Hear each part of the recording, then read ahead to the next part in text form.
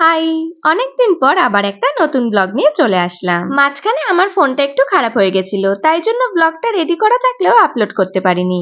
এর মাঝে আমরা দুদিনের ছুটিতে দীঘা থেকে ঘুরে আসলাম। ভোরবেলায় বেরিয়েছিলাম বলে বাবা আবার আমাদের একটু এগিয়ে দিতে এসেছিল, আর আমাদের টাইমিং আর অটোর টাইমিং একদম সেম সেম। এই দেখো, নিজেরা সামনে বসে আর পিছনে সব লাগেজ পত্র দিয়ে আমাকে দায়িত্ব দিয়েছে ব্যাগ পাহারা দেওয়ার জন্য। তারপর ফাইনালি আমরা বাসে উঠে গেছিলাম, আর বাসে উঠে আমি তো আমার কর্নার সিটটা নিয়ে নিয়েছি। এই গরমে বাসে এতক্ষণ জার্নি করাটাই যা একটু কষ্টের, যদিও আমি কর্নার সিট পেয়েছিলাম বলে আমার অতটা কোনো প্রবলেম হয়নি। দেন দীঘা পৌঁছে হোটেলের রুম নিয়ে ড্রেসপত্র চেঞ্জ করে একটু ফ্রেশ হয়ে চললাম স্নান করতে। সমুদ্রে যেন ম্যাজিক আছে, একটুখানি সময়ের জন্য সমুদ্রের ধারে এসে বসলে মনটা একেবারে রিফ্রেশ হয়ে যায়। আমরা একেবারে সমুদ্রে স্নান করে চলে এসেছিলাম রুমে এসে ভালো করে স্নান করে ফ্রেশ হয়ে নিয়ে একটু স্কিন কেয়ার করে নিচ্ছিলাম। আমি সমুদ্রে স্নান করতে যাওয়ার আগেও সানস্ক্রিন ভালো করে অ্যাপ্লাই করে গেছিলাম। আজকে দুপুরের লাঞ্চে আমি খেয়েছিলাম চিকেন বিরিয়ানি। দেন বিকেল বেলায় আবার রেডি হয়ে ঘুরতে বেরিয়েছিলাম। আর আমরা বাঙালি মানুষ, সন্ধ্যেবেলায় একটু চা না খেলে ঠিক মন ভরে না, তাই জন্য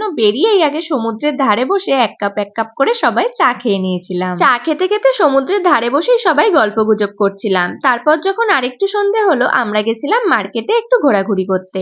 ওখানে ঘুরতে ঘুরতে গোলা চোখে পড়লো। আমাদের এখানে খুব একটা গোলা পাওয়া যায় না, তাই ওখান থেকে ইচ্ছা হলো বলে একটু গোলা খেলাম। দেখো কাণ্ডটা। ডিনারে ছিল রুটি আর তরকা। বাই।